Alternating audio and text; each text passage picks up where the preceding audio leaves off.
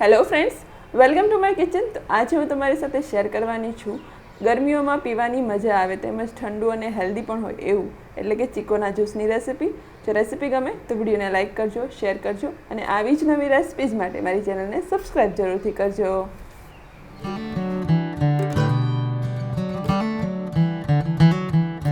તો જ્યુસ બનાવવા માટે સૌપ્રથમ મેં અહીંયા 400 ગ્રામ જેટલા ચીકુ લઈ લીધા છે. તો ચીકુ આવી રીતે એકદમ સરસ લાડવા જેવા હોવા જોઈએ અને મીઠા પણ હોવા જોઈએ. તો આવી રીતે બધા ચીકુને મેં પહેલાં તો ધોઈ લીધા હતા અને પછી કોરા કરી લીધા. ત્યારબાદ હવે આપણે ચીકુની સરસ ચાલ કાઢી લેવાની છે. એકદમ પતલી પતલી ચાલ કાઢીશું. અને તમે જોઈ શકો છો ચીકુ અંદરથી એકદમ જ બ્રાઉન છે અને પાકલ લાગે છે, પણ આમ થોડાક કઠણ પણ છે. એકદમ સોફ્ટ લેશો તો સ્વાદ નહીં સારો આવે. આવી રીતે સરસ એવા ચીકુ લેશો અને મીઠા લેશો તો જ્યુસ પણ બહુ જ સરસ બનશે. તો મેં બધા જ ચીકુની આવી રીતે છાલ કાઢી લીધી છે. તો હવે આપણે એને કટ કરીશું અને અંદરનો જે એનો બી હોય છે એ કાઢી લઈશું અને સરસ ઝીણું ઝીણું કટ કરી લેવાનું છે. તો હવે તમે જોઈ શકો છો મેં બધા જ ચીકુને સરસ એવા ઝીણા ઝીણા કટ કરી લીધા છે. તો એકદમ નાની અને મીડિયમ સાઇઝમાં કટ કરવાના, બહુ મોટા કટ કરીશું તો મિક્સર જારમાં ગ્રાઇન્ડ થતાં થોડી વાર લાગશે. એટલે એકદમ સોફ્ટ હોય છે એટલે એને કાપતા પણ વાર નથી લાગતી, એટલે મેં ઝીણા જ કટ કરી લીધા છે.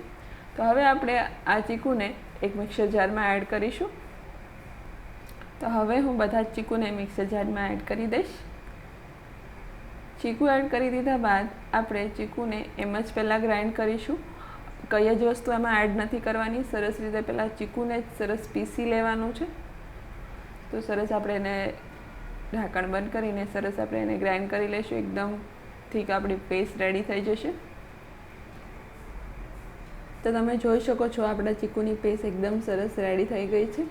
આ સમયે આપણે ચીકુની અંદર ખાંડ ઉમેરવાની છે. તો અહીંયા હું 3.5 ટેબલ સ્પૂન જેટલી ખાંડ ઉમેરી રહી છું. તમારા ચીકુમાં કેટલી મીઠાશ છે એ તમે ચાખીને એની અંદર એડ કરી શકો છો.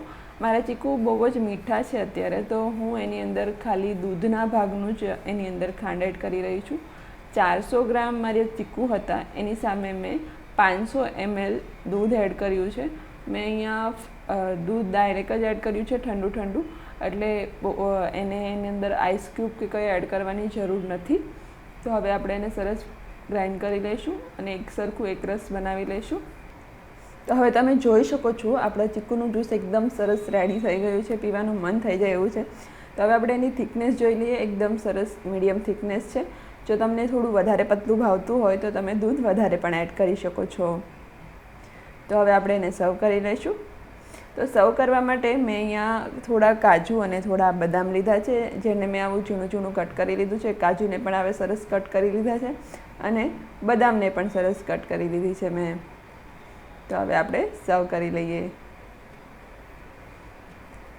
તો અહીંયા 2 સર્વિંગ ગ્લાસ લઈ લીધા છે. એની અંદર આપણે ચીકુનું જ્યુસ આપણું એડ કરી દઈશું.